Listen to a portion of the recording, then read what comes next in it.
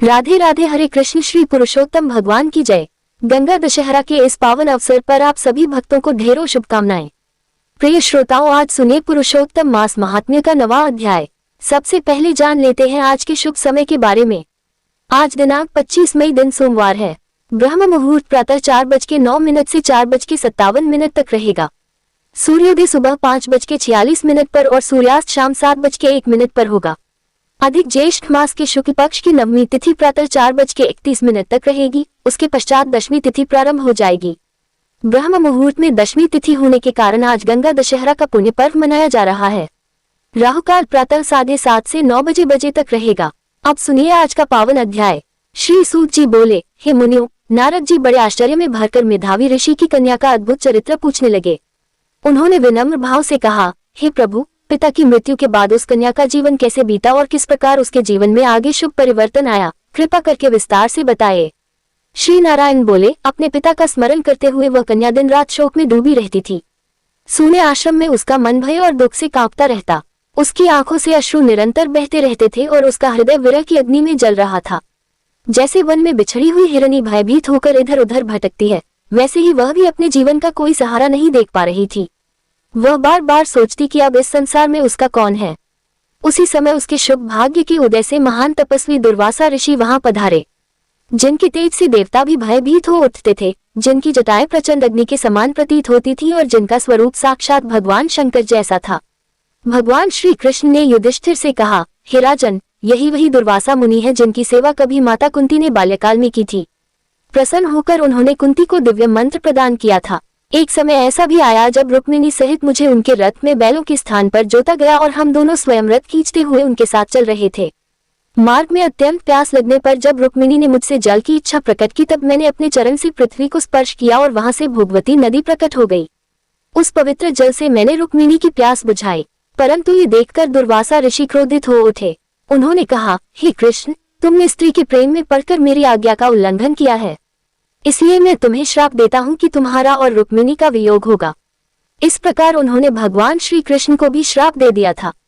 हे युधिष्ठिर, वही महान तपस्वी दुर्वासा उस वन में पहुंचे। उनकी जटाएं तीर्थों के पवित्र जल से भीगी हुई थी और उनका तेज प्रलय अग्नि के समान चमक रहा था। उन्हें देखकर वह कन्या मानो शोक सागर से बाहर निकल आई। उसने धैर्य धारण कर मुनि के चरणों में प्रणाम किया और अत्यंत श्रद्धा से उन्हें अपने आश्रम में ले आई। अर्घ्य, पाद्य, वन के फल और पुष्प अर्पित कर उसने उनका आदरपूर्वक पूजन किया। फिर हाथ जोड़कर बोली, हे महात्मा, आज मेरे भाग्य जाग उठे हैं। आपके चरणों की धूल से मेरा जीवन धन्य हो गया। ऐसा प्रतीत होता है जैसे मेरे पिता के पुण्य ही आपको यहाँ लेकर आए हैं। आपके दर्शन से मेरा मन कुछ शांत हुआ है। आप जैसे संतों के चरण जहाँ पड़ते हैं वहाँ दुख और दरिद्रता टिक नहीं पाती। इतना कहकर वह कन्या मौन होकर खड़ी रह गई। तब दुर्वासा मुनि मंद मुस्कान के साथ बोले, हे पुत्री, तू वास्तव में महान है। तूने अपने कुल का नाम उज्जवल कर दिया। तेरे भीतर धर्म के प्रति जो निष्ठा है उसी से प्रसन्न होकर मैं यहाँ आया हूँ। मैं शीघ्र ही बद्रिकाश्रम जाऊंगा जहाँ सनातन नारायण लोक कल्याण के लिए घोर तप कर रहे हैं। दुर्वासा जी के वचन सुनकर कन्या की आंखों में फिर आंसू भर आए। वह बोली, हे प्रभु, आपके दर्शन से मेरे दुख कुछ शांत अवश्य हुए हैं, परंतु मेरे हृदय की पीड़ा अभी भी समाप्त नहीं हुई। मेरे सिर पर न माता का साया है, न पिता का, और न ही कोई भाई जो मुझे सांत्वना दे सके। चारों दिशाएं मुझे सूनी प्रतीत होती हैं। मेरे विवाह के लिए भी कोई तैयार नहीं होता। यही चिंता मुझे भीतर ही भीतर जलाए जा रही है। भय और चिंता के कारण मुझे न नींद आती है और न ही भोजन अच्छा लगता है। हे दयालु मुनि, अब आप ही मेरे दुख दूर करने का उपाय बताइए।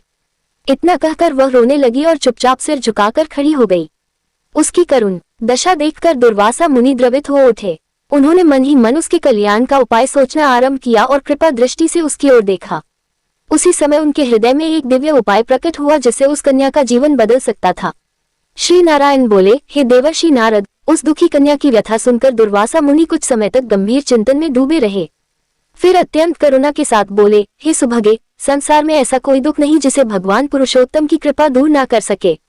मनुष्य जब चारों ओर से निराश हो जाता है तब प्रभु की शरण ही उसका एकमात्र सहारा बनती है। इसलिए तू अपने मन को स्थिर कर और श्रद्धा के साथ पुरुषोत्तम मास का व्रत तथा भगवान नारायण का स्मरण कर। इस व्रत के प्रभाव से असंभव कार्य भी सिद्ध हो जाते हैं और जीवन में सुख, शांति तथा मंगल का आगमन होता है। दुर्वासा जी के मुख से यह अमृत समान वचन सुनकर उस कन्या के मन में आशा की एक किरण जाग उठी।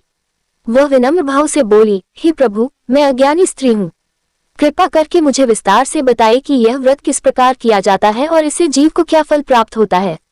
तब दुर्वासा मुनि बोले, हे पुत्री, जो मनुष्य श्रद्धा और भक्ति से पुरुषोत्तम मास में भगवान विष्णु का पूजन करता है, दान देता है, कथा सुनता है और अपने मन को पाप कर्मों से दूर रखता है, उसके समस्त दुख नष्ट हो जाते हैं। उसका जीवन धीरे धीरे प्रकाश से भर उठता है। जो निर्धन है उसे धन मिलता है, जो दुखी है उसे सुख प्राप्त होता है और जिसका कोई सहारा नहीं होता उसके रक्षक स्वयं भगवान बन जाते हैं। इसलिए तू चिंता छोड़कर भगवान का आश्रय ले। मुनि के वचन उस कन्या के हृदय में उतरते चले गए। उसके नेत्रों से अश्रु बह रहे थे, परंतु अब उन अश्रुओं में निराशा नहीं बल्कि भक्ति का भाव था। उसने हाथ जोड़कर कहा, हे मुनिव, आज मुझे ऐसा प्रतीत हो रहा है जैसे अंधेरी रात में किसी ने दीपक जला दिया हो। अब मैं अपने जीवन को भगवान की भक्ति में ही समर्पित कर दूंगी। इस प्रकार वह कन्या दिन रात पुरुषोत्तम भगवान का स्मरण करने लगी। उसके जीवन में धीरे धीरे शांति उतरने लगी और उसका मुख पहले की अपेक्षा अधिक तेजस्वी दिखाई देने लगा। उधर भक्तराज नरसिंह मेहता जी मंदिर के प्रांगण में बैठकर मधुर स्वर में भगवान का भजन कर रहे थे। चारों ओर सन्नाटा था, परंतु उनके मुख से निकला हरिनाम वातावरण को दिव्यता से भर रहा था। राजा, सारंगधर और अन्य लोग भी वहीं बैठे थे। सभी के मन में एक ही प्रश्न था कि क्या सचमुच भगवान अपने भक्त की लाज रखेंगे। सारंगधर मन ही मन प्रसन्न हो रहा था। उसे विश्वास था कि इस बार नरसिंह जी अवश्य अपमानित होंगे, परंतु भक्तराज पूर्ण शांत भाव से भजन में लीन थे। उनके चेहरे पर न भय था और न ही चिंता। वे बार बार यही गा रहे थे कि जिसका रक्षक स्वयं भगवान हो उसका संसार कुछ भी बिगाड़ नहीं सकता। रात धीरे धीरे बीतने लगी। आधी रात का समय हुआ। मंदिर के दीपक मंद मंद जल रहे थे। उसी समय वहां उपस्थित कुछ लोगों ने देखा कि मंदिर के भीतर से अद्भुत प्रकाश प्रकट हो रहा है। वह प्रकाश इतना दिव्य था कि सभी आश्चर्य से एक दूसरे का मुख देखने लगे। राजा भी विस्मित होकर उठ खड़े हुए। तभी मंदिर के भीतर से मधुर बांसुरी की ध्वनि सुनाई दी। उस स्वर को सुनते ही भक्तराज की आंखों से प्रेमाश्रु बहने लगे। वे भाव विभोर होकर प्रभु का नाम जपने लगे। कुछ ही क्षणों बाद मंदिर के बंद द्वार अपने आप खुल गए। भीतर का दृश्य देखकर सभी लोग स्तब्ध रह गए। भगवान राधा दामोदर के कंठ का पुष्पहार स्वयं उड़कर भक्तराज नरसिंह जी के गले में आ गिरा। ये चमत्कार देखते ही पूरा वातावरण जयकारों से गूंज उठा। राजा तुरंत सिंहासन से उतरकर भक्तराज के चरणों में गिर पड़े। उनकी आंखों से पश्चाताप के आंसू बह रहे थे। वे बोले, हे महात्मा, आज आपकी भक्ति ने सिद्ध कर दिया कि सच्चे भक्त की रक्षा स्वयं भगवान करते हैं। हमसे जो भूल हुई उसके लिए हमें क्षमा करें। ये दृश्य देखकर सारंगधर और उसके साथी भय से कांप उठे। उनका सिर शर्म से झुक गया। उन्हें समझ आ गया कि ईर्ष्या और द्वेष में अंधा होकर उन्होंने कितने बड़े संत का अपमान किया है। भक्तराज ने अत्यंत सरलता से कहा, राजन, इसमें किसी का दोष नहीं। ये सब भगवान की लीला है। जो कुछ भी होता है वही प्रभु की इच्छा से होता है। हमें किसी से वैर नहीं रखना चाहिए। इतना सुनते ही वहां उपस्थित सभी लोगों के हृदय बदलने लगे। हर कोई भक्तराज की महिमा का गुणगान करने लगा। उसी समय चंचला भी वहां पहुंची। उसकी आंखों में पश्चाताप था और मन में भक्ति का भाव। वह भक्तराज के चरणों में गिरकर रोने लगी और बोली, महाराज, आपने मेरे जैसे पापी जीवन को भी बदल दिया। अब मुझे अपने चरणों में स्थान दीजिए। भक्तराज ने उसे उठाकर कहा, बेटी, भगवान का द्वार सबके लिए खुला है। जो सच्चे मन से पश्चाताप कर लेता है, प्रभु उसे अवश्य स्वीकार करते हैं। इसके बाद वहां उपस्थित सभी लोगों ने मिलकर हरिनाम संकीर्तन किया। पूरा वातावरण भक्ति रस में डूब गया और ऐसा लग रहा था मानो स्वयं भगवान उस सभा में विराजमान हो। हरिनाम संकीर्तन की मधुर ध्वनि से पूरा राजमहल गूंज उठा। भक्तराज नरसिंह जी प्रेम में डूबकर भगवान का गुणगान कर रहे थे। उनके मुखमंडल पर अद्भुत तेज झलक रहा था। राजा सहित वहां उपस्थित सभी लोग भाव विभोर होकर उस दिव्य दृश्य को निहार रहे थे। जिस नरसिंह जी को कुछ समय पहले लोग दोषी ठहरा रहे थे, अब वही सबके लिए श्रद्धा और भक्ति का प्रतीक बन गए थे। सारंगधर और उसके साथी लज्जा से सिर झुकाए खड़े थे। उनके हृदय में पश्चाताप की अग्नि जल रही थी। अंततः सारंगधर कांपते हुए भक्तराज के चरणों में गिर पड़ा और बोला, महाराज, हमने ईर्ष्या और अहंकार में अंधे होकर आपके ऊपर झूठे आरोप लगाए। हमारे मन में द्वेष भरा था, इसलिए हम आपके पवित्र जीवन को समझ नहीं सके। कृपा करके हमें क्षमा कर दीजिए। भक्तराज ने उसे उठाते हुए अत्यंत करुणा से कहा, भाई, संत का हृदय तो दया का सागर होता है। जो मनुष्य अपनी भूल स्वीकार कर लेता है, उसके सारे दोष आधे उसी क्षण मिट जाते हैं। हमें किसी के प्रति वैर नहीं रखना चाहिए। भगवान का नाम लेने वाला यदि क्षमा करना ना सीखे तो उसकी भक्ति अधूरी रह जाती है। भक्तराज के इन मधुर वचनों ने वहां उपस्थित सभी लोगों के मन को पिघला दिया। राजा ने उसी समय घोषणा की कि आज से भक्तराज नरसिंह मेहता का राज्य भर में सम्मान किया जाएगा और कोई भी व्यक्ति उनके विरुद्ध अपशब्द नहीं बोलेगा। इसके बाद राजा ने स्वयं भक्तराज को राज सिंहासन के समीप बैठाया और विनम्रता से कहा, महाराज, आज हमें समझ आया कि सच्चा संत वही है जो अपमान में भी शांत रहे और विरोध करने वालों के लिए भी मंगल की कामना करे। उधर चंचला का जीवन भी पूरी तरह बदल चुका था।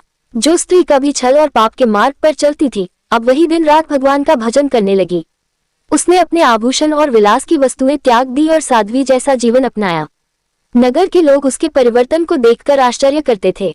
वह सभी स्त्रियों से यही कहती कि संसार का सुख क्षणिक है, सच्चा आनंद केवल भगवान के चरणों में है। कहते हैं कि सत्संग की शक्ति पत्थर जैसे कठोर हृदय को भी मोम बना देती है। जिस प्रकार अंधकार चाहे कितना भी गहरा क्यों ना हो, एक छोटा सा दीपक उसे मिटा देता है, उसी प्रकार संतों का संग मनुष्य के जीवन के पाप और अज्ञान को दूर कर देता है।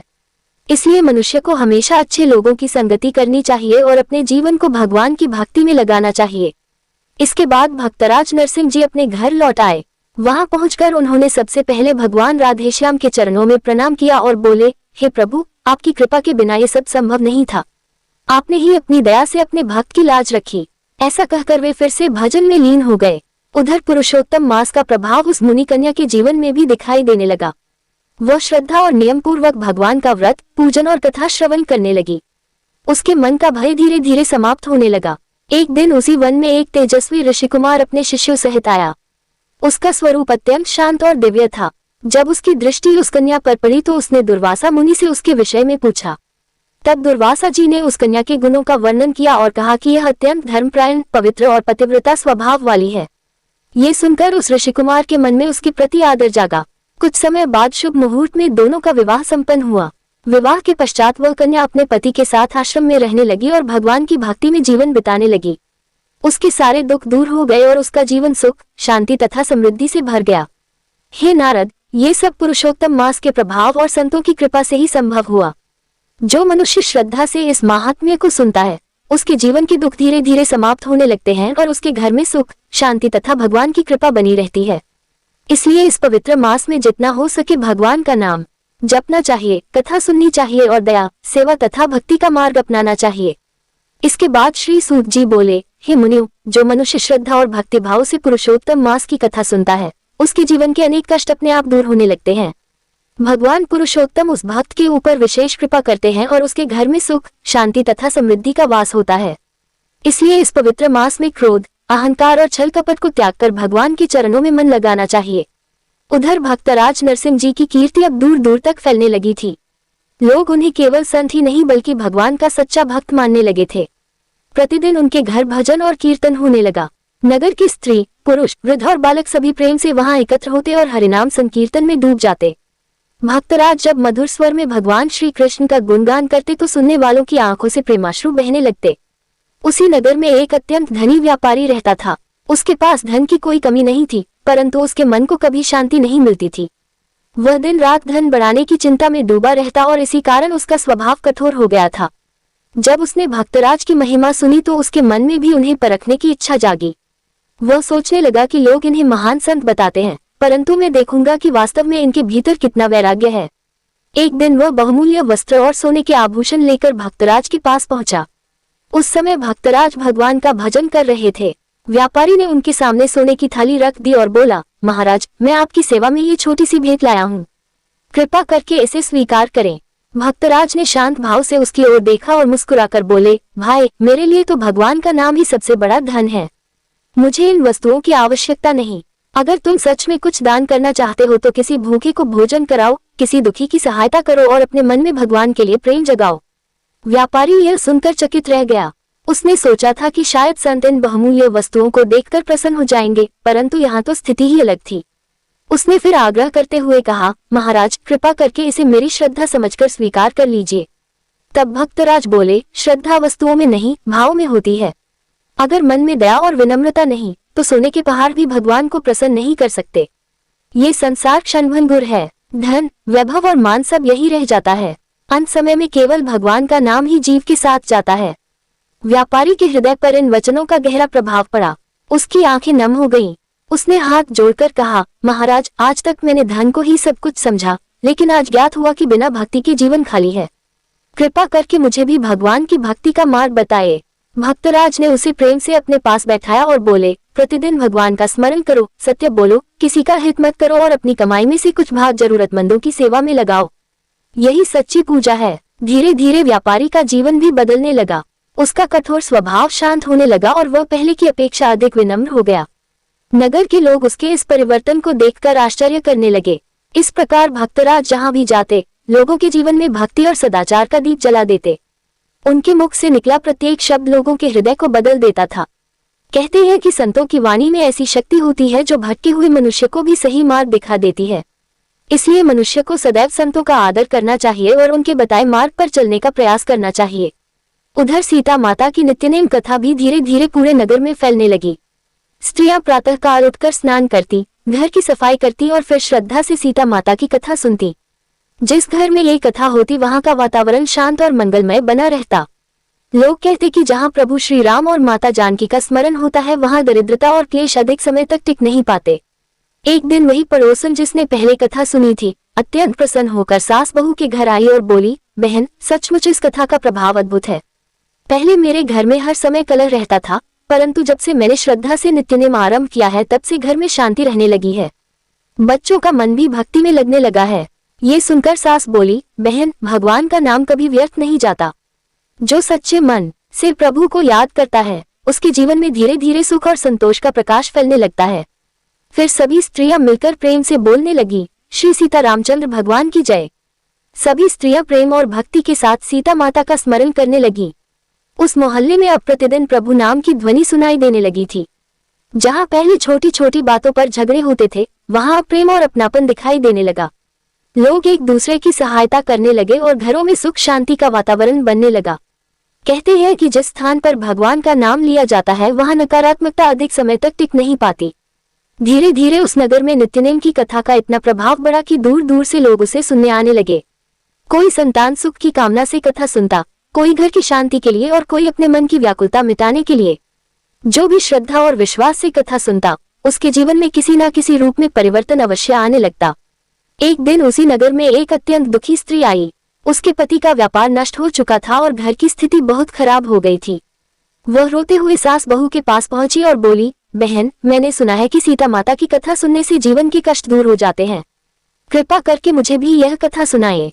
तब सास ने प्रेम से उसे अपने पास बैठाया और कहा, बहन, कथा का फल तभी मिलता है जब मन में सच्चा विश्वास और प्रभु के प्रति श्रद्धा हो। फिर उन्होंने बड़े भाव से कथा सुनानी आरंभ की। राम आए, लक्ष्मण आए, देश के पुजारी आए, नित्यनेम का नेम लाए। आओ राम, बैठो राम, तपी रसोई जीमो राम, माखन मिश्री खाओ राम, दूध बताशा पियो राम। कथा सुनते सुनते उस दुखी स्त्री की आंखों से आंसू बहने लगे। उसका मन हल्का हो गया और उसे ऐसा अनुभव हुआ मानो उसके भीतर नई शक्ति जाग उठी हो। उसने हाथ जोड़कर कहा, माता, आज मुझे ऐसा लग रहा है जैसे मेरे जीवन का बोझ कुछ हल्का हो गया हो। अब मैं भी प्रतिदिन श्रद्धा से यह कथा करूंगी। कुछ समय बाद उसके घर की परिस्थितियां धीरे धीरे सुधरने लगी। उसके पति को फिर से काम मिलने लगा और घर में सुख का वातावरण बनने लगा। तब वह स्त्री बार बार सीता माता का धन्यवाद करती और कहती कि प्रभु का नाम कभी व्यर्थ नहीं जाता। उधर भक्तराज नरसिंह जी दिन रात भगवान श्री कृष्ण के भजन में लीन रहते। एक रात वे मंदिर में बैठे अत्यंत मधुर स्वर में कीर्तन कर रहे थे। उनके साथ अनेक भक्त भी उपस्थित थे। भजन की ध्वनि इतनी मधुर थी कि सुनने वालों का मन संसार से हटकर भगवान में लगने लगा। उसी समय एक वृद्ध साधु वहां आए। उनके शरीर पर साधारण वस्त्र थे, परंतु चेहरे पर अद्भुत तेज झलक रहा था। वे चुपचाप एक ओर बैठकर भजन सुनने लगे। भजन समाप्त होने पर भक्तराज ने विनम्रता से उन्हें प्रणाम किया और पूछा, महाराज, आज यहाँ कैसे पधारे? साधु मुस्कुरा कर बोले, मैं तो केवल हरिनाम का रस सुनने चला आया था। जहाँ सच्चे मन से भगवान का भजन होता है वहाँ देवता भी आने की इच्छा करते हैं। फिर उन्होंने भक्तराज की ओर देखकर कहा, नरसिंह, तुम्हारी भक्ति से भगवान अत्यंत प्रसन्न है, परंतु याद रखो, संसार में जितनी बड़ी भक्ति होती है उतनी ही बड़ी परीक्षा भी आती है। इसलिए हर परिस्थिति में अपने मन को प्रभु के चरणों में स्थिर रखना। इतना कहकर वह साधु उठे और धीरे धीरे वहां से चले गए।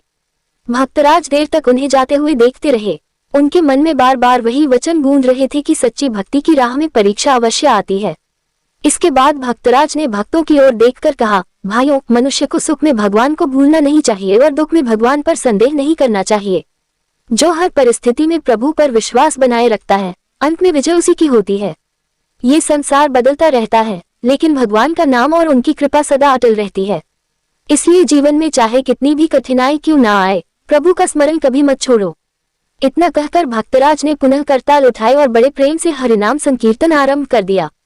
पूरा वातावरण कृष्णमय हो उठा और सभी भक्त प्रेम से बोल उठे, श्री कृष्ण कन्हैया लाल की जय, श्री कृष्ण कन्हैया लाल की जय के जयकारों से पूरा वातावरण भक्तिमय हो उठा। भक्तराज नरसिंह जी करताल बजाते हुए प्रेम में डूबकर भजन गाने लगे। उनके स्वर में ऐसी मधुरता थी कि वहां बैठे लोगों का मन संसार के दुखों को भूलकर केवल भगवान में लग गया। कोई आंखें बंद करके प्रभु का स्मरण कर रहा था तो कोई भावविभोर होकर आंसू बहा रहा था। उसी समय नगर का एक युवक वहां आया। उसका मन बहुत अशांत था।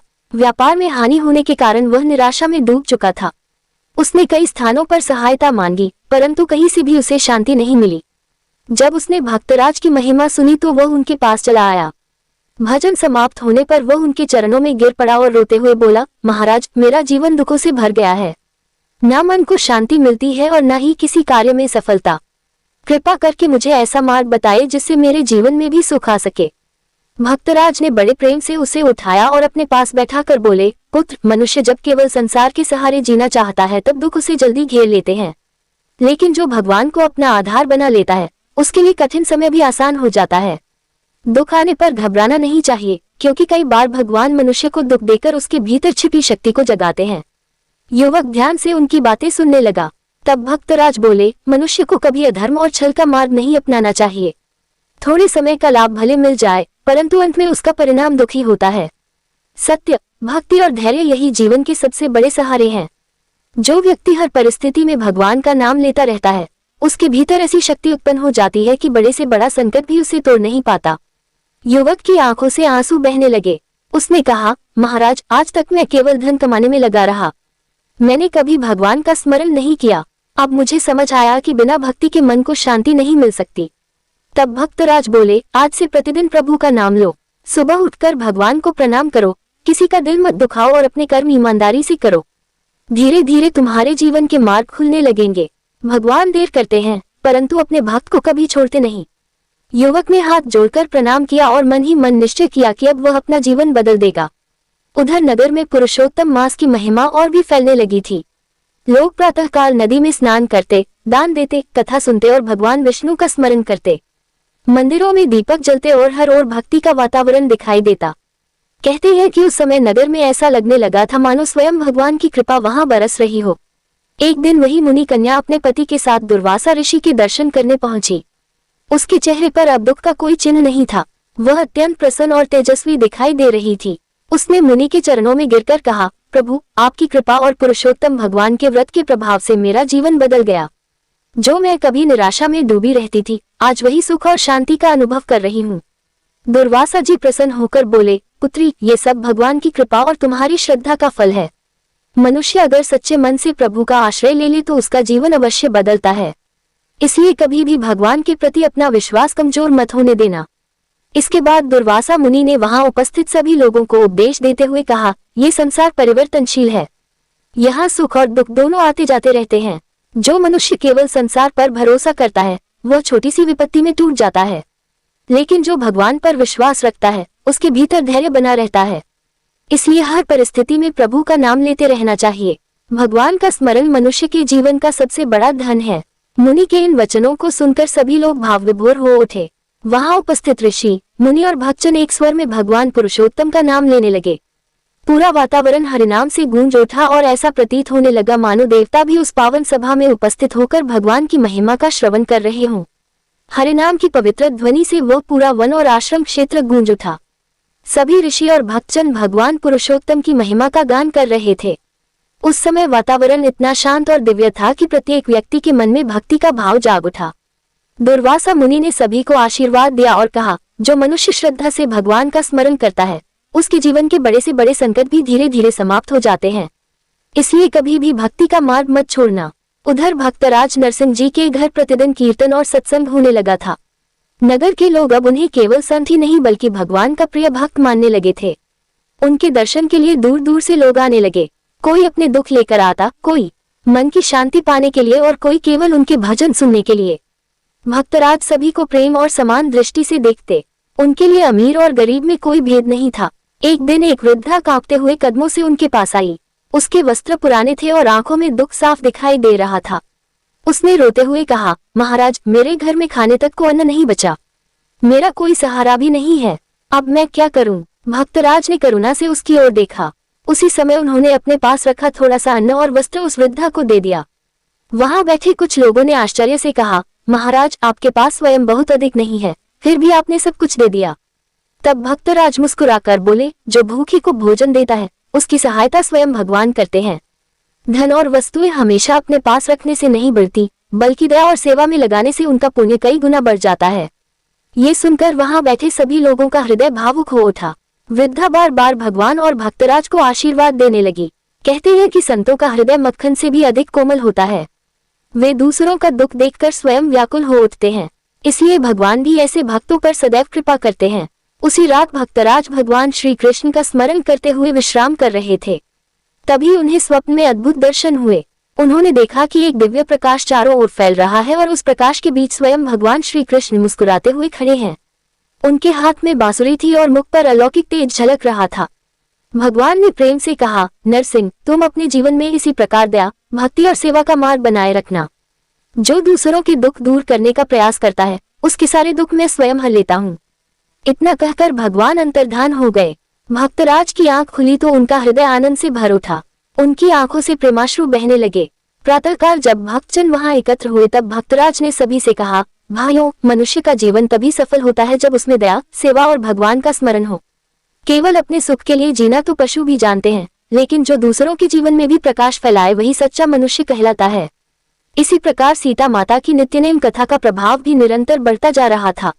अब नगर की स्त्रियां केवल अपने घरों तक सीमित नहीं रहीं, बल्कि वे गरीब और जरूरतमंद लोगों की सहायता भी करने लगी। कोई भूखे को भोजन कराता, कोई रोगियों की सेवा करता और कोई मंदिरों में दीपदान करता। सभी के मन में यही भावना रहने लगी कि प्रभु की भक्ति केवल पूजा तक सीमित नहीं, बल्कि दूसरों के प्रति प्रेम और सेवा में भी प्रकट होती है। एक दिन वही पड़ोसन जिसने सबसे पहले कथा सुनी थी अत्यंत प्रसन्न होकर बोली, बहनों, पहले हमारे घरों में केवल चिंता और कलह थी, लेकिन जब से हमने प्रभु का नाम लेना शुरू किया है तब से मन को शांति मिलने लगी है। ऐसा लगता है मानो माता सीता की कृपा हमारे घरों पर बनी हुई है। ये सुनकर सभी स्त्रियां भाव विभोर हो उठी और एक स्वर में कहने लगी, हे सीता माता, जैसे आपने अपने भक्तों पर कृपा की वैसे ही हम सब पर भी अपनी दया बनाए रखना।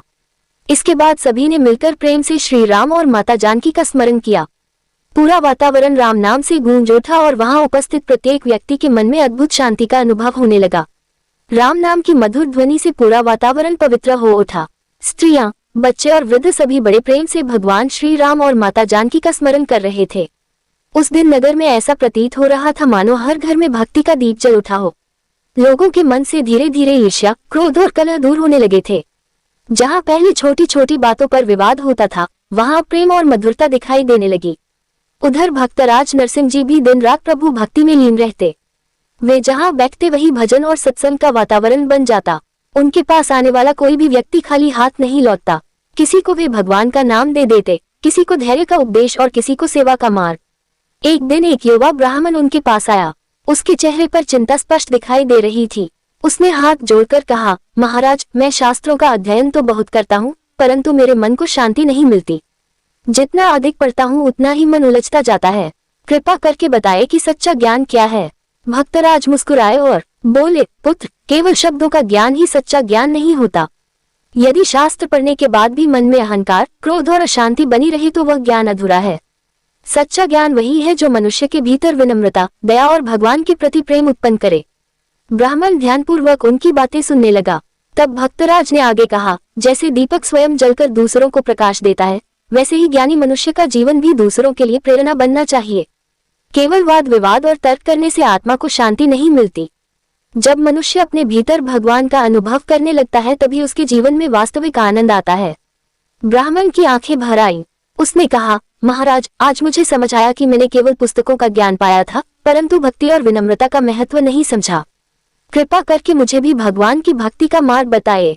भक्तराज बोले, प्रतिदिन प्रभु का नाम लो, अपने माता पिता और गुरुजनों का सम्मान करो, किसी का अपमान मत करो और जो कुछ भी करो उसे भगवान को समर्पित भाव से करो। यही भक्ति का सरल मार्ग है। ये सुनकर ब्राह्मण ने उनके चरणों में प्रणाम किया और मन ही मन संकल्प लिया कि अब वह केवल शास्त्रों का पंडित नहीं बल्कि भगवान का सच्चा भक्त बनने का प्रयास करेगा। उधर पुरुषोत्तम मास के प्रभाव से नगर में अनेक अद्भुत परिवर्तन होने लगे थे। लोग अब केवल अपने सुख के लिए नहीं बल्कि दूसरों के कल्याण के लिए भी सोचने लगे थे। मंदिरों में भजन कीर्तन होने लगे, गरीबों को भोजन कराया जाने लगा और हर ओर भगवान के नाम की ध्वनि सुनाई देने लगी। कहते हैं कि जहाँ प्रभु का नाम लिया जाता है वहाँ वातावरण भी पवित्र हो जाता है। उसी समय एक दिन भक्तराज नरसिंह जी नदी तट पर बैठे भगवान श्री कृष्ण का ध्यान कर रहे थे। सूर्यास्त का समय था, आकाश में हल्की लालिमा छाई हुई थी और नदी का जल शांत बह रहा था। तभी वहां कुछ बालक खेलते हुए आए। वे बड़े प्रेम से भक्तराज के पास बैठ गए और बोले, बाबा, हमें भी भगवान की कोई सुंदर कथा सुनाइए। भक्तराज ने स्नेह से उन बच्चों की ओर देखा और बोले, बच्चों, भगवान को सबसे अधिक प्रिय निर्मल मन होता है। जिस मन में छल, कपट और अहंकार ना हो, वहाँ भगवान स्वयं निवास करते हैं। तुम हमेशा सत्य बोलना, किसी को कष्ट मत देना और माता पिता की सेवा करना, यही सबसे बड़ी पूजा है। बालक बड़े ध्यान से उनकी बातें सुनते रहे। फिर भक्तराज ने मधुर स्वर में भगवान श्री कृष्ण की बाल लीलाओं का वर्णन करना शुरू किया। वे बताने लगे कि कैसे नन्हे कन्हैया गोकुल में माखन चुराते थे, गोपियों को हंसाते थे और अपनी मधुर बांसुरी से सभी का मन मोह लेते थे। कथा सुनते सुनते बच्चे आनंद से झूम उठे। उनके चेहरों पर मुस्कान फैल गई और वे बार बार बोलने लगे, जय कन्हैया लाल की। उस समय वहां का दृश्य इतना सुंदर था कि जो भी देखता उसका मन भक्ति से भर जाता। धीरे धीरे संध्या का अंधकार फैलने लगा, परंतु भक्तराज की वाणी से निकला भगवान का नाम उस वातावरण को दिव्य प्रकाश से भर रहा था। संध्या का समय बीतने लगा और नदी तट पर शीतल हवा बह रही थी। भक्तराज नरसिंह जी अब भी भगवान श्री कृष्ण की बाल लीलाओं का रसपूर्ण वर्णन कर रहे थे। छोटे छोटे बालक मंत्रमुग्ध होकर उनकी बातें सुन रहे थे। किसी के चेहरे पर मुस्कान थी तो किसी की आंखों में भक्ति का भाव। ऐसा लग रहा था मानो स्वयं वृंदावन की पावन झलक वहां प्रकट हो गई हो। तभी एक बालक ने भोलेपन से पूछा, बाबा, क्या भगवान सचमुच अपने भक्तों की सहायता करने आते हैं? भक्तराज ने प्रेम से उसके सिर पर हाथ फेरते हुए कहा, हाँ पुत्र, भगवान अपने भक्तों को कभी अकेला नहीं छोड़ते। जब मनुष्य सच्चे मन से उन्हें पुकारता है तब वे किसी न किसी रूप में उसकी सहायता अवश्य करते हैं। कभी मित्र बनकर, कभी गुरु बनकर और कभी भीतर साहस बनकर। ये संसार चाहे साथ छोड़ दे, लेकिन भगवान अपने भक्त का हाथ कभी नहीं छोड़ते। ये सुनकर सभी बालकों के चेहरे खिल उठे। तभी भक्तराज ने उन्हें एक छोटी सी कथा सुनानी आरंभ की। उन्होंने कहा, एक बार एक गरीब ग्वाला था जो प्रतिदिन भगवान श्री कृष्ण को प्रेम से दूध अर्पित करता था। उसके पास धन नहीं था, परंतु उसके मन में अपार श्रद्धा थी। एक दिन भारी वर्षा के कारण वह मंदिर नहीं जा सका। तब वह रोते हुए बोला, हे ठाकुर जी, आज मैं आपको दूध नहीं पिला पाया। कहते हैं उसी रात भगवान ने पुजारी को स्वप्न में दर्शन देकर कहा कि आज हमारा भक्त दुखी है, इसलिए हमें भी भोजन अच्छा नहीं लगा। अगले दिन जब यह बात सबको पता चली तो सभी को समझ आया कि भगवान वस्तुओं से नहीं, भक्त के प्रेम से प्रसन्न होते हैं। कथा सुनते ही बच्चों के मन में भगवान के प्रति और अधिक प्रेम जाग उठा। वे बार बार बोलने लगे, हमें भी भगवान से प्रेम करना है। भक्तराज मुस्कुराए और बोले, भगवान को पाने के लिए बड़े कठिन साधन जरूरी नहीं। सच्चा मन, मधुर वाणी और दूसरों के प्रति दया, यही सबसे बड़ी भक्ति है। उधर नगर में एक और घटना घटी। वही धनी व्यापारी जिसका हृदय भक्तराज के उपदेश से बदल चुका था, अब प्रतिदिन गरीबों को भोजन कराने लगा था। पहले लोग उसे कठोर और अभिमानी कहते थे, परंतु अब उसके स्वभाव में अद्भुत परिवर्तन आ गया था। वह स्वयं जरूरतमंदों के घर जाकर उनकी सहायता करता। एक दिन उसने भक्तराज से कहा, महाराज, पहले मैं धन को ही सबसे बड़ा समझता था, परंतु अब जब किसी भूखे को भोजन कराता हूँ तो मन को जो शांति मिलती है वह किसी धन में नहीं थी। भक्तराज ने प्रसन्न होकर कहा, यही तो सच्चा धन है। जो दूसरों के काम आए वही संपत्ति सफल कहलाती है। केवल अपने लिए संचित किया गया धन अंत में चिंता बढ़ाता है, लेकिन सेवा में लगाया गया धन पुण्य बनकर जीव के साथ चलता है। ये सुनकर व्यापारी की आंखों में श्रद्धा भर आई। उधर सीता माता की नित्यनेम कथा सुनने वाली स्त्रियों के घरों में भी सुख और संतोष बढ़ने लगा था। अब वे केवल कथा ही नहीं सुनती थी, बल्कि अपने बच्चों को भी प्रभु नाम सिखाती थी। सुबह होते ही कई घरों से राम नाम की ध्वनि सुनाई देने लगती। छोटे छोटे बालक भी हाथ जोड़कर कहते, श्री राम जय जय राम। ये देखकर बड़े लोग अत्यंत प्रसन्न होते। एक दिन वही सास अपनी बहू से बोली, बेटी, देखो प्रभु नाम की कितनी महिमा है। पहले हमारे घर में चिंता और अभाव था, परंतु अब मन में संतोष रहने लगा है। याद रखो, जिस घर में भगवान का स्मरण होता है वहाँ कलह अधिक समय तक टिक नहीं सकती। बहू ने भी भावुक होकर कहा, माँ जी, सच कहती हैं आप। पहले मैं केवल संसार के कामों में उलझी रहती थी, लेकिन अब कथा सुनते ही मन को शांति मिलने लगती है। ऐसा लगता है जैसे माता सीता स्वयं हमारी रक्षा कर रही हों। ये सुनकर दोनों की आंखें नम हो गईं और वे प्रेम से भगवान श्री राम और माता जानकी का स्मरण करने लगी। उसी समय दूर मंदिर से शंख और घंटियों की ध्वनि सुनाई दी। पूरा नगर मानो भक्ति में डूब गया। लोग अपने अपने घरों से निकलकर मंदिर की ओर जाने लगे। कोई दीपक लेकर जा रहा था, कोई फूल और कोई केवल प्रभु का नाम जपते हुए। उस रात नगर का वातावरण इतना पवित्र हो गया कि हर व्यक्ति के मन में एक अलग ही शांति का अनुभव होने लगा। उस पावन रात्रि में मंदिर दीपों की ज्योति से जगमगा उठा। शंख, घंटा और हरिनाम की ध्वनि से पूरा नगर भक्तिमय हो गया। लोग भगवान के दर्शन करने के लिए उमड़ पड़े। कोई दोनों हाथ जोड़कर प्रभु से प्रार्थना कर रहा था, कोई आंखों में आंसू लिए भजन गा रहा था और कोई शांत भाव से प्रभु चरणों को निहार रहा था। भक्तराज नरसिंह जी भी मंदिर पहुंचे और भगवान श्री कृष्ण के सामने बैठकर मधुर स्वर में कीर्तन करने लगे। उनके मुख से निकला हरि नाम सुनते ही वातावरण और भी भाव में हो उठा। उसी समय मंदिर के बाहर एक बीमार वृद्ध बैठा हुआ था। कई दिनों से उसके शरीर में शक्ति नहीं थी और कोई उसकी सुध लेने वाला भी नहीं था। वह दूर से मंदिर की ओर देख रहा था, परंतु भीतर आने का सामर्थ्य उसमें नहीं था। भक्तराज की दृष्टि जब उस वृद्ध पर पड़ी तो वे तुरंत उसके पास पहुंचे। उन्होंने प्रेम से पूछा, बाबा, आप यहाँ बाहर क्यों बैठे हैं? वृद्ध ने धीमे स्वर में कहा, पुत्र, शरीर इतना कमजोर हो गया है कि मंदिर तक चलकर नहीं जा सकता। सोचा दूर से ही भगवान के दर्शन कर लूं। ये सुनते ही भक्तराज का हृदय द्रवित हो उठा। उन्होंने वहीं बैठकर उस वृद्ध को भगवान का नाम सुनाना शुरू किया। वे बोले, बाबा, भगवान केवल मंदिरों में ही नहीं रहते। जहाँ सच्चे मन से उनका स्मरण किया जाए वहीं उनका निवास हो जाता है। इतना कहकर उन्होंने मधुर स्वर में श्री कृष्ण का भजन गाना आरंभ किया। भजन सुनते सुनते उस वृद्ध की आंखों से आंसू बहने लगे। उसका मन इतना शांत हो गया कि वह बार बार कहने लगा, आज मुझे ऐसा लग रहा है मानो स्वयं ठाकुर जी मेरे पास आ गए हों। भक्तराज मुस्कुराए और बोले, भगवान अपने भक्त से कभी दूर नहीं रहते। हमें केवल उन्हें सच्चे मन से पुकारना आना चाहिए। ये दृश्य देखकर आसपास खड़े लोगों के हृदय भी भावुक हो उठे। सभी को अनुभव होने लगा कि सच्ची भक्ति केवल पूजा तक सीमित नहीं, बल्कि दूसरों के दुख को अपना समझने में भी है। उधर वही युवक जो कुछ समय पहले दुख और निराशा में डूबा हुआ था, अब प्रतिदिन भगवान का स्मरण करने लगा था। उसके जीवन में धीरे धीरे परिवर्तन आने लगा। उसका मन पहले की अपेक्षा शांत रहने लगा और उसके कार्य भी सुधरने लगे। एक दिन वह भक्तराज के पास आया और बोला, महाराज, आपके उपदेश ने मेरा जीवन बदल दिया। पहले मैं हर समय चिंता में डूबा रहता था, लेकिन अब कठिन परिस्थिति में भी मन टूटता नहीं।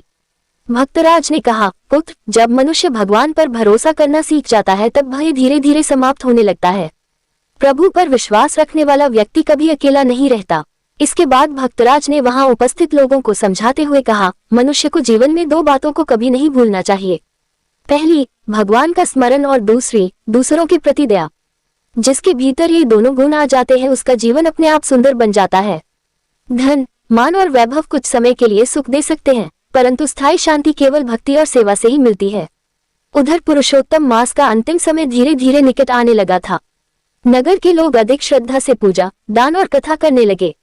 मंदिरों में विशेष भजन संध्या होने लगी। स्त्रियां दीपदान करती, बच्चे हरिनाम गाते और वृद्ध प्रभु का ध्यान करते। ऐसा लगता था मानो पूरे नगर पर भगवान की विशेष कृपा बरस रही हो। उसी समय एक संत नगर में आए। उनके चेहरे पर अद्भुत तेज था। वे सीधे भक्तराज नरसिंह जी के पास पहुंचे और बोले, नरसिंह, तुम्हारे नगर में भक्ति की जो धारा बह रही है उससे देवता भी प्रसन्न है। याद रखो, जहाँ भगवान का नाम गूंजता है वहाँ कलयुग का प्रभाव कम हो जाता है। इसलिए जीवन भर हरिनाम का दीप जलाए रखना। संत के ये वचन सुनकर भक्तराज की आंखें नम हो गईं।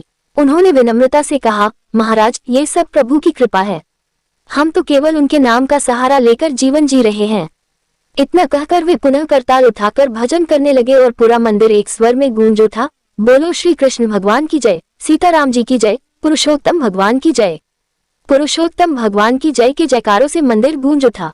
भक्तराज नरसिंह जी प्रेम में डूबकर भजन कर रहे थे। उस समय वहां उपस्थित प्रत्येक व्यक्ति के मन में अद्भुत शांति का अनुभव हो रहा था। ऐसा प्रतीत हो रहा था मानो स्वयं भगवान श्री कृष्ण अपने भक्तों के बीच विराजमान हो। धीरे धीरे रात्रि गहराने लगी, लेकिन किसी का भी वहां से जाने का मन नहीं हो रहा था। सभी हरिनाम के रस में डूबे हुए थे। तभी वही तेजस्वी संत भक्तराज के समीप आए और बोले, नरसिंह, भक्ति का मार्ग सरल दिखाई अवश्य देता है, परंतु इसमें धैर्य और विश्वास की सबसे अधिक आवश्यकता होती है। जो मनुष्य सुख में भगवान को भूल जाता है और दुख में उन्हें दोष देता है, वह कभी सच्ची भक्ति का आनंद नहीं पा सकता। लेकिन जो हर परिस्थिति में प्रभु पर भरोसा रखता है, उसके जीवन की नया स्वयं भगवान पार लगाते हैं। संत के इन वचनों को सुनकर वहां बैठे अनेक लोगों की आंखें नम हो गईं। भक्तराज ने विनम्रता से कहा, महाराज, मनुष्य की सबसे बड़ी भूल यही है कि वह संसार को स्थायी मान बैठता है, जबकि यह जीवन तो जल के बुलबुले के समान क्षणभंगुर है। आज जो सुख दिखाई देता है वह कल समाप्त हो जाता है और आज का दुख भी सदा नहीं रहता। इसलिए बुद्धिमान वही है जो हर स्थिति में भगवान के चरणों का सहारा ले। उसी समय मंदिर में बैठा एक व्यक्ति फूट फूट कर रोने लगा। लोगों ने देखा कि वह नगर का वही व्यक्ति था जो पहले भक्तों और संतों का उपहास उड़ाया करता था। वह रोते हुए बोला, महाराज, मैंने जीवन भर केवल दूसरों की निंदा की, धन और अहंकार में डूबा रहा। मैंने कभी भगवान का स्मरण नहीं किया। आज आपके सत्संग ने मुझे भीतर से हिला दिया है। क्या मेरे जैसे पापी का भी कल्याण हो सकता है? भक्तराज तुरंत उसके पास पहुंचे और उसे उठाकर बोले, भाई, भगवान का द्वार सबके लिए खुला है। जब तक मनुष्य अपने पापों को ही पकड़े रहता है तब तक वह दुखी रहता है, लेकिन जिस क्षण वह सच्चे मन से प्रभु की ओर कदम बढ़ाता है उसी क्षण से उसका कल्याण आरंभ हो जाता है। भगवान को तुम्हारा बीता हुआ जीवन नहीं, बल्कि आज का पश्चाताप और आने वाला सुधरा हुआ जीवन प्रिय है। ये सुनकर वह व्यक्ति भक्तराज के चरणों में गिर पड़ा। उसके हृदय का कठोरपन मानो पिघल गया। वहां उपस्थित सभी लोग हरिनाम जपने लगे। वातावरण इतना भावुक हो गया कि कई लोगों की आंखों से आंसू बहने लगे। उधर नगर की स्त्रियां भी पुरुषोत्तम मास की पूर्णिमा की तैयारी में जुट गईं। कहीं दीप सजाए जा रहे थे, कहीं भजन कीर्तन की तैयारी हो रही थी और कहीं गरीबों के लिए भोजन बनाया जा रहा था। बच्चे भी बड़े उत्साह से मंदिरों में फूल सजाने लगे। पूरा नगर ऐसा लग रहा था मानो किसी दिव्य उत्सव की प्रतीक्षा कर रहा हो। कहते हैं कि जिस स्थान पर भगवान का नाम, संतों का सत्संग और भक्तों की सेवा एक साथ होने लगे, वहां स्वयं लक्ष्मी और नारायण का निवास हो जाता है। उसी रात भक्तराज नरसिंह जी मंदिर के प्रांगण में बैठे भगवान का स्मरण कर रहे थे। आकाश में पूर्णिमा का चंद्रमा चमक रहा था और उसकी शीतल रोशनी पूरे नगर पर पड़ रही थी। भक्तराज ने आंखें बंद करके जैसे ही हरिनाम का जप आरंभ किया, उसी क्षण उन्हें ऐसा अनुभव हुआ मानो कोई दिव्य शक्ति उनके हृदय को आनंद से भर रही हो। उनके नेत्रों से प्रेमाश्रु बहने लगे और वे भाव विभोर होकर गाने लगे, मेरे तो गिरधर गोपाल दूसरा ना कोई, मेरे तो गिरधर गोपाल दूसरा ना कोई। भक्तराज नरसिंह जी का यह मधुर भजन सुनकर वहां उपस्थित सभी भक्त भाव विभोर हो उठे। पूर्णिमा की चांदनी पूरे नगर पर बरस रही थी और मंदिर के दीपकों की ज्योति वातावरण को और भी दिव्य बना रही थी। उस समय ऐसा लग रहा था मानो स्वयं वृंदावन की पावन छवि वहां उतर आई हो। भक्तराज की आंखों से प्रेमाश्रु बह रहे थे और वे पूरी तरह भगवान श्री कृष्ण के ध्यान में लीन थे। तभी मंदिर के भीतर से मधुर बांसुरी की ध्वनि सुनाई दी। सभी लोग आश्चर्य से इधर उधर देखने लगे। कई भक्तों के शरीर रोमांचित हो उठे। कुछ लोगों ने तो स्पष्ट अनुभव किया कि मंदिर में एक अद्भुत दिव्य प्रकाश फैल गया है। भक्तराज ने जैसे ही अपने नेत्र खोले, उनका हृदय और भी भावुक हो उठा। वे बोले, भाइयों, जहाँ सच्चे मन से हरिनाम होता है वहाँ भगवान अवश्य आते हैं। हमें केवल प्रेम और विश्वास बनाए रखना चाहिए। उसी समय नगर का वही व्यापारी भी वहां उपस्थित था जिसका जीवन अब पूरी तरह बदल चुका था। उसने हाथ जोड़कर कहा, महाराज, पहले मैं धन के पीछे भागता रहा, लेकिन अब समझ आया कि सबसे बड़ा सुख प्रभु के चरणों में है। कृपा करके बताए कि मनुष्य अपने जीवन को सच्चे अर्थों में सफल कैसे बना सकता है। भक्तराज मुस्कुराए और बोले, जीवन की सफलता बड़े महलों, धन या प्रसिद्धि में नहीं, बल्कि इस बात में है कि मनुष्य के कारण कितनों के जीवन में सुख पहुंचा। जो दूसरों के आंसू पोंछे, भूखे को भोजन दे, दुखी को सहारा दे और हर परिस्थिति में भगवान का नाम न छोड़े, वही वास्तव में सफल है। व्यापारी की आंखें नम हो गईं। उसने उसी क्षण संकल्प लिया कि अब वह अपनी संपत्ति का बड़ा भाग गरीबों और जरूरतमंदों की सेवा में लगाएगा। उधर नगर की स्त्रियां पूर्णिमा की रात्रि में सीता माता की कथा कर रही थी। सभी ने दीपक जलाए हुए थे और वातावरण में भक्ति की अद्भुत सुगंध फैल रही थी। वही पड़ोसन जिसने सबसे पहले कथा सुनी थी बोली, बहनों, सचमुच प्रभु का नाम मनुष्य के जीवन को बदल देता है। पहले मेरे घर में चिंता और अशांति थी, लेकिन अब ऐसा लगता है मानो माता सीता की कृपा हर समय हमारे घर पर बनी रहती है। ये सुनकर सभी स्त्रियां भावुक हो उठी और प्रेम से राम नाम जपने लगी। उसी समय दूर आकाश में बादल गरजने लगे और शीतल वर्षा आरंभ हो गई। लोगों ने इसे भगवान की कृपा का संकेत माना। नगर के वृद्ध कहने लगे कि जहाँ भक्ति बढ़ती है वहाँ प्रकृति भी प्रसन्न हो उठती है। उस रात पूरा नगर हरिनाम में डूबा रहा। कोई भजन कर रहा था, कोई कथा सुन रहा था और कोई भगवान का ध्यान कर रहा था। ऐसा लग रहा था मानो स्वयं देवता भी उस पवित्र उत्सव को देखने के लिए आकाश से उतर आए हों। प्रातःकाल होते ही पूरा नगर फिर से भक्ति के रंग में रंग गया। मंदिरों में घंटियों की मधुर ध्वनि गूंजने लगी और लोग स्नान करके भगवान के दर्शन के लिए आने लगे। पूर्णिमा का पुण्य दिन होने के कारण हर ओर उत्साह और श्रद्धा का वातावरण था। भक्तराज नरसिंह जी भी प्रातःकाल मंदिर पहुंचे और भगवान श्री कृष्ण के चरणों में प्रणाम करके मधुर स्वर में भजन गाने लगे। उनके भजन सुनते ही भक्तों की भीड़ एकत्र होने लगी। उसी समय एक निर्धन किसान अपने छोटे से पुत्र को साथ लेकर वहां आया। उसके चेहरे पर चिंता साफ दिखाई दे रही थी। उसने भक्तराज के चरणों में सिर झुकाकर कहा, महाराज, इस वर्ष मेरी खेती पूरी तरह नष्ट हो गई। घर में अन्न का एक दाना भी नहीं बचा। कई दिनों से मन बहुत व्याकुल है। अब मुझे कोई रास्ता दिखाई नहीं देता। किसान की बात सुनकर भक्तराज की आंखों में करुणा भर आई। उन्होंने बड़े प्रेम से कहा, भाई, कठिन समय मनुष्य की परीक्षा लेने आता है, लेकिन जो धैर्य और भगवान का नाम नहीं छोड़ता, उसके लिए प्रभु अवश्य मार्ग बनाते हैं। याद रखो, अंधेरी रात चाहे कितनी भी लंबी हो, अंत में सूर्य का प्रकाश अवश्य आता है। ये सुनकर किसान की आंखों से आंसू बहने लगे। भक्तराज ने वहां उपस्थित लोगों की ओर देखा और बोले, भाइयों, भगवान ने हमें केवल अपने लिए नहीं बनाया।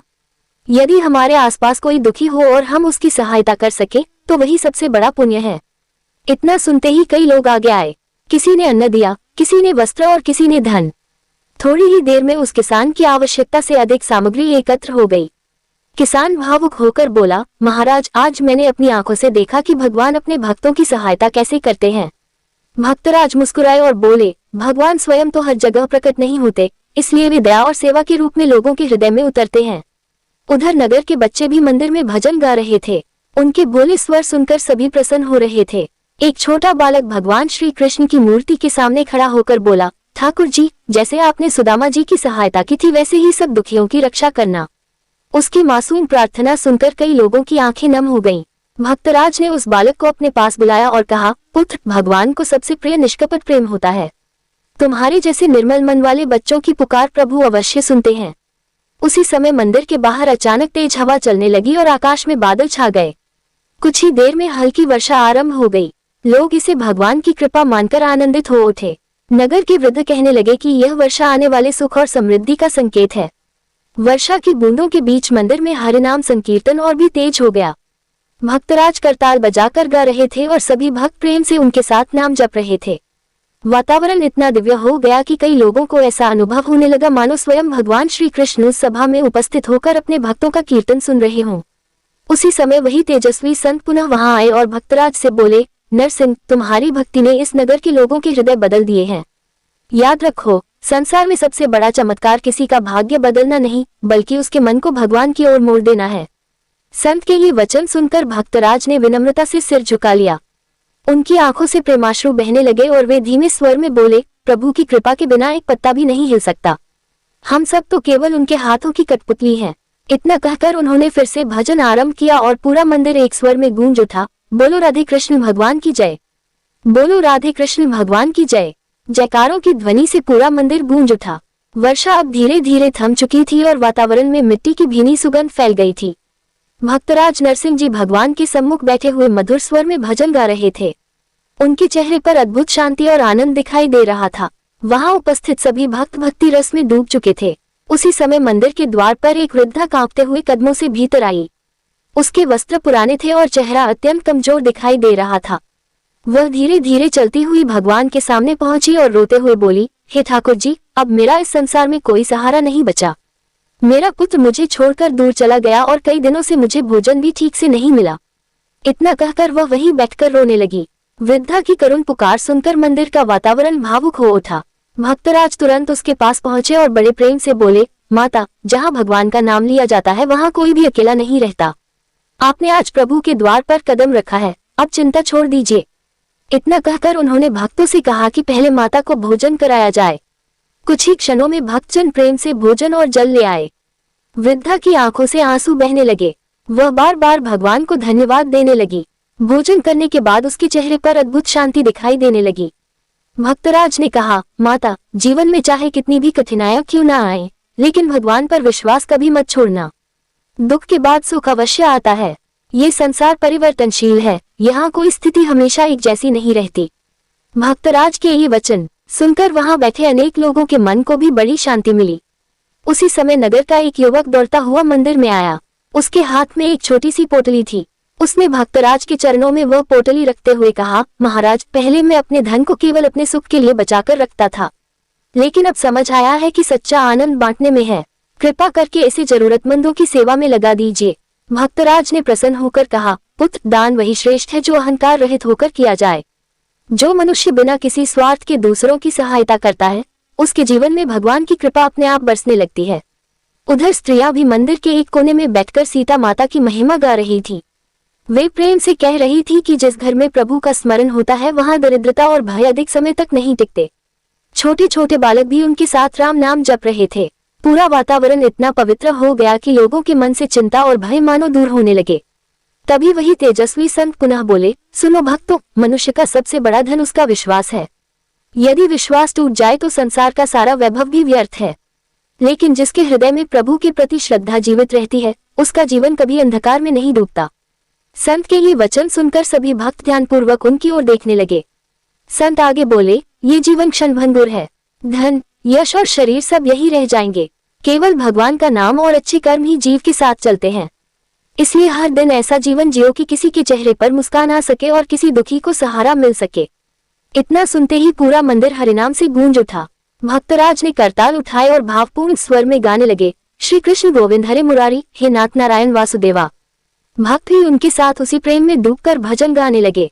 उस समय ऐसा लग रहा था मानो स्वयं भगवान अपने भक्तों की भक्ति सुनकर प्रसन्न हो रहे हों और अदृश्य रूप से सब पर अपनी कृपा बरसा रहे हों। श्री कृष्ण गोविंद हरे मुरारी, हे नाथ नारायण वासुदेवा। पूरे मंदिर में भक्ति की ऐसी धारा बह रही थी कि हर किसी का मन प्रभु प्रेम में डूबता चला जा रहा था।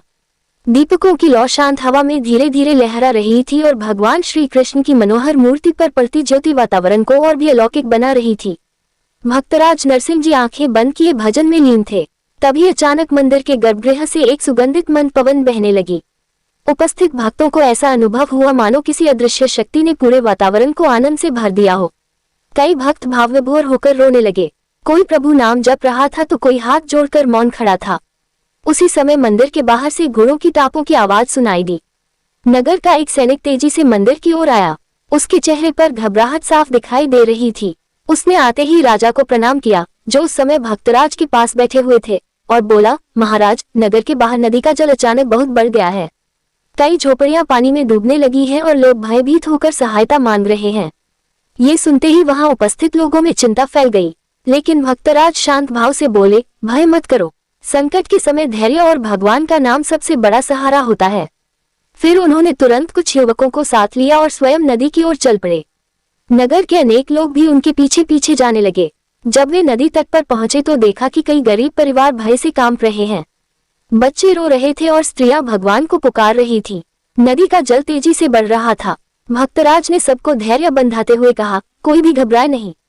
सब लोग मिलकर एक दूसरे की सहायता करें। भगवान अवश्य रक्षा करेंगे। इसके बाद उन्होंने युवकों के साथ मिलकर लोगों को सुरक्षित स्थान पर पहुंचाना शुरू किया। कोई बच्चों को उठा रहा था, कोई वृद्धों को सहारा दे रहा था और कोई सामान बचाने में लगा था। उस समय वहां सेवा और करुणा का अद्भुत दृश्य दिखाई दे रहा था। भक्तराज स्वयं भी भीगते हुए लोगों की सहायता कर रहे थे। तभी एक छोटी बालिका रोते हुए बोली, बाबा, मेरा छोटा भाई पानी के पास रह गया है। ये सुनते ही भक्तराज तुरंत उस दिशा में दौड़ पड़े। लोगों ने देखा कि तेज बहते जल के बीच एक छोटा बालक डरा हुआ खड़ा है। भक्तराज बिना अपनी चिंता किए पानी में उतर गए और कुछ ही क्षणों में उस बालक को सुरक्षित बाहर ले आए। ये दृश्य देखकर सभी लोगों की आंखों से आंसू बहने लगे। बालिका अपने भाई को देखकर खुशी से रो पड़ी और भक्तराज के चरणों में गिर गई। भक्तराज ने उसे उठाकर कहा, बेटी, धन्यवाद मुझे नहीं, भगवान को दो। वही सबकी रक्षा करने वाले हैं। धीरे धीरे सभी लोगों को सुरक्षित स्थान पर पहुंचा दिया गया। आश्चर्य की बात यह थी कि कुछ समय बाद नदी का जल स्वयं शांत होने लगा। लोगों ने इसे भगवान की कृपा माना और वहीं खड़े होकर हरिनाम संकीर्तन करने लगे। वर्षा रुक चुकी थी और बादलों के बीच से चंद्रमा की हल्की रोशनी निकलने लगी थी। उस दिव्य दृश्य को देखकर तेजस्वी संत बोले, देखो भक्तों, यही सच्ची भक्ति है। केवल मंदिर में दीप जलाना ही भक्ति नहीं, बल्कि संकट में किसी की रक्षा करना भी भगवान की सबसे बड़ी पूजा है। जो मनुष्य दूसरों के दुख को अपना दुख समझता है, वही वास्तव में प्रभु का प्रिय भक्त कहलाता है। संत के ये वचन सुनकर सभी लोग भावुक हो उठे। राजा ने भी भक्तराज की ओर देखकर कहा, नरसिंह, आज तुमने सिद्ध कर दिया कि सच्चा संत वही है जो हर परिस्थिति में लोगों का सहारा बने। तुम्हारी भक्ति केवल शब्दों में नहीं, बल्कि सेवा और करुणा में भी दिखाई देती है। ये सुनकर भक्तराज ने विनम्रता से सिर झुका लिया और बोले, महाराज, ये सब प्रभु की कृपा है। मनुष्य तो केवल माध्यम है, करने वाला तो केवल वही परमात्मा है। इतना कहकर उन्होंने पुनः भगवान का स्मरण किया और सभी लोग एक स्वर में बोल उठे, बोलो श्री कृष्ण कन्हैया लाल की जय।